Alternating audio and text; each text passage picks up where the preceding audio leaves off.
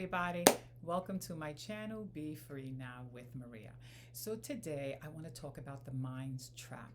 Now the mind is fascinating because it has a lot of traps, but the one that I want to focus on today specifically is the trap of when this happens, then I will be happy. In other words, once I get that job, once I get into that relationship, once I get accepted into this group, this school, and so forth, when I win that money, whatever it is, right? When I make that money, whenever we're waiting for that tomorrow, for us to be happy, we're setting up a trap for ourselves because the belief is that this thing is going to give us what we need. But the reality is that what we need is already within us.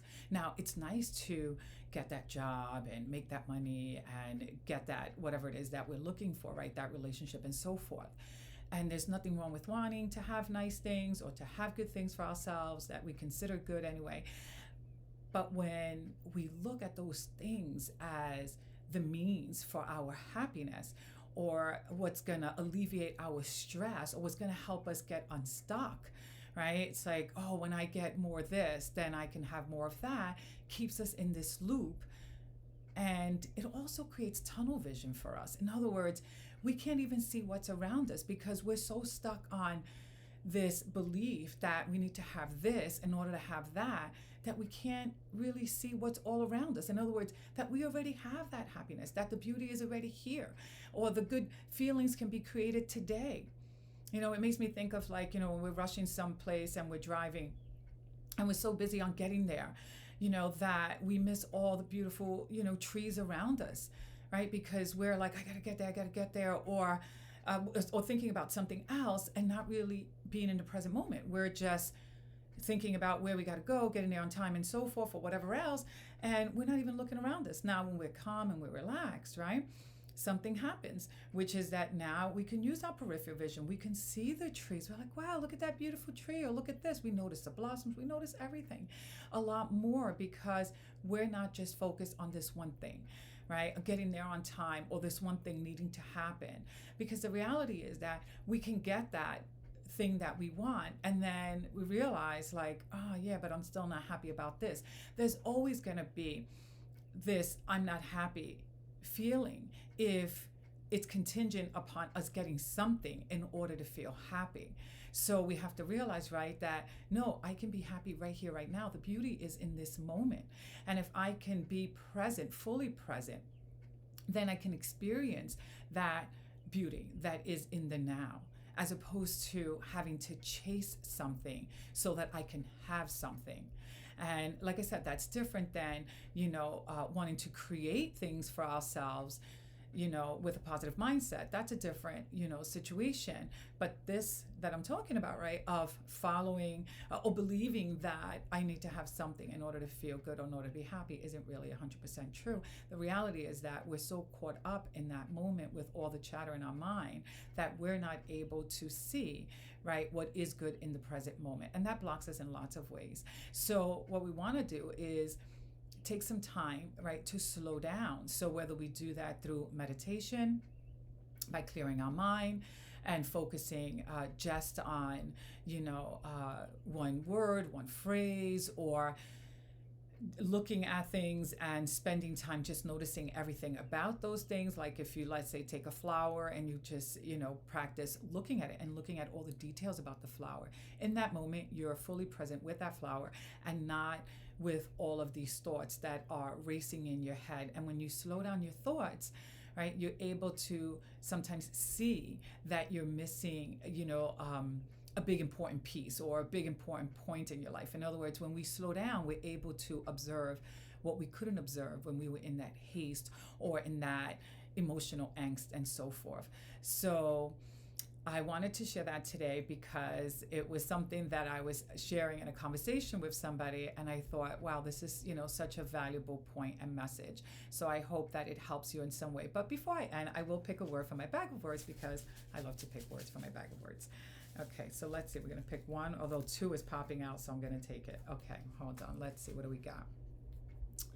We have family and fear. Oh, beautiful. Okay, so not that fear is beautiful. But, fear is something that we feel often.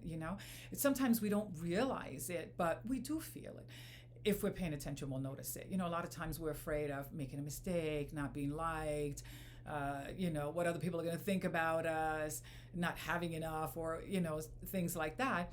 And it does block us, and it makes us more hesitant to move forward in the direction that we want to move in, and to even see what we would consider the obvious, because we're in that fearful space. In other words, right, we can't see with our peripheral vision because we're in that fearful space, and that holds us back. And what's interesting that I'm thinking now, it's the illusion, that we buy into, that things aren't going to be good until this. But the reality is that, no, things can be good right here, right now. Meaning that, yeah, we may have that, situation that we're not in love with at that present time. In other words, it's not like, oh, I can just, let's say quit my job, overnight. But if we can take at least 5 minutes of the day to start practicing, right, being in the present moment, what happens is, right, we start to create a window of good feeling. And then, if we decide that we want to continue, right, taking more and more time throughout the day, we continue to expand that window of good feelings. And through that, right, we start to create, through that practice, we start to create a shift. And then, like I said, we're able to expand our peripheral vision, right? And family. Well, family, it's interesting, right? Because when we think of family, we think of the people in our immediate, circle in our home and so forth. But, technically, the whole world is our family. It's like we're connected, right? As people, right? We're connected. But really more as souls, we're connected. It's like, right, we're all here on this place we call Earth, trying to create more good for ourselves and better good feelings and so forth. And we can get so caught up with blaming people and thinking that they're the reason, for us not getting what we want and for us having the problems that we have and so forth. But the reality is that when we step back and shift from blame and start looking at people as souls also in a human body, trying to do the best that they can and living their lives the best that they can, then we're not really focused, or we're able to shift quicker from blame to compassion, which is they're doing the best that they can, I'm doing the best that I can, and we come to a place of acceptance of, all is in divine order, meaning that and I know that's a concept sometimes that's hard to accept, especially when good things, or when things aren't going our way. But when we think of things are in divine order, is what I mean by that is that we may not get what we want, but it doesn't mean that it's a bad thing. It just means that it's not what we wanted, but it's not necessarily a bad thing. We sometimes can't see what's on the other side, right? In other words, we might have not gotten that opportunity or, whatever it is that we wanted, but it wasn't really in alignment with us, and it makes me think of like, right, when one door closes, a bigger and better one opens. So when we stay right attuned to the synchronicity of life and the position that, when one door closes, a bigger and better one opens, then our disappointment shifts and we stop blaming other people, because ultimately, right, we are family. We're part of the human race family. Whether we believe that we're souls in a human body or not, we're still all connected in some way. And the reason why I say more like on a soul level, right? Because that's then on a frequency level, as opposed to, on a tangible level that can sometimes feel like, that's not really true. I don't know them, they're a stranger and so forth. Or there's somebody I know, but I don't like them anyway because they're not too nice and so forth. And we get caught up in these stories and we really forget, right, in that moment that there's something bigger, going on here, right? Meaning that there's a deeper element, meaning that there's this divine energy that is part of our existence, is part of this world, and is what connects us all together.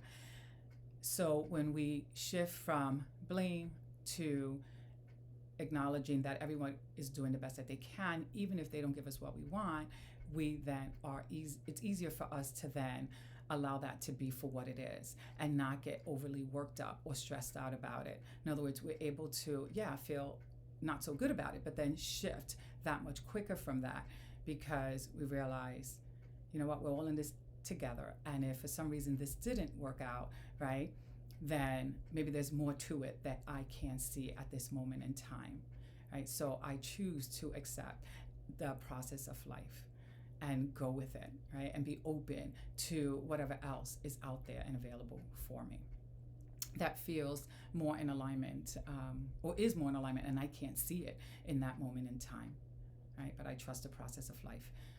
Okay, so I'll end with that. I hope that has helped you in some way. May you have a beautiful day. If this video did help you, please hit the like button and subscribe to my channel so that you are notified when I upload further videos, and so that it helps with the algorithm. Thank you. Bye for now.